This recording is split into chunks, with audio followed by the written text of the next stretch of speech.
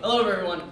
Welcome to the 14th annual Cambridge Union debate. This is the 14th year in a row we've had this, obviously.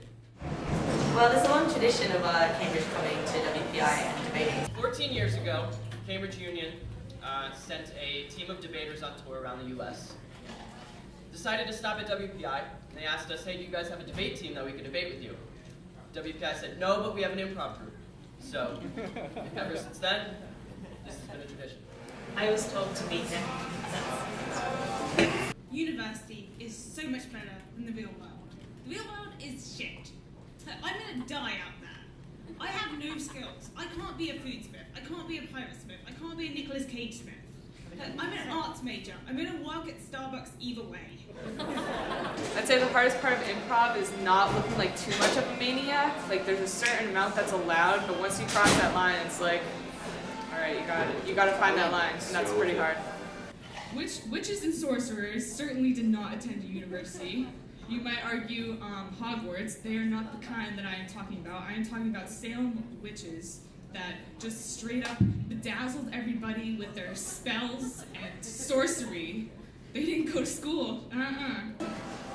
I think the hardest part of improv is honestly just not going with your own idea, because it's really easy to get up on stage and be like, this is the idea that I have, I'm really excited about it, I'm super stoked. And then the other person's like, nope, you are a banana for this scene.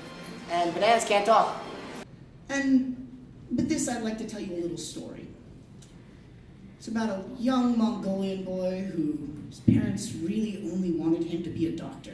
And they pushed and pushed and pushed and tried to get him to go to university, and all he wanted to do was horseback riding. And eventually he threw off the shackles of his oppression. And within 10 years, he had conquered most of Asia. I'm of course talking about the late, great Genghis Khan. I think it was a huge success. It was really good fun. This is the end of our tour, so it was such a pleasure to end with kind of a comedy vibe instead of very serious and sober debating, talking about Syria. This was like a nice break to talk about something a bit silly. The winners will receive Earl Grey, which is first place because apparently that's the best kind of tea. And the losers obviously would get Lady Grey tea. So. I'm getting a lot of O's right behind me, so.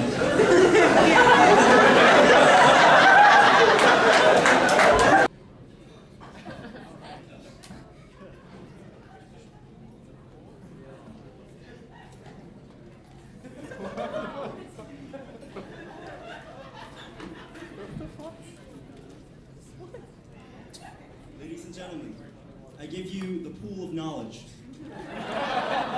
I think the broken into song and them singing Frozen was definitely amazing. Probably gave them the win. Otherwise, I think we would have had it. What's your favourite Dublin cobbler?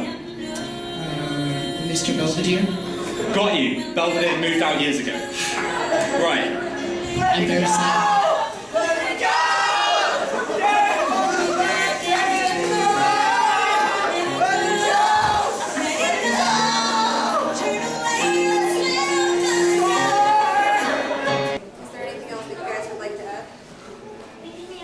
Come swim with us in the pool of knowledge.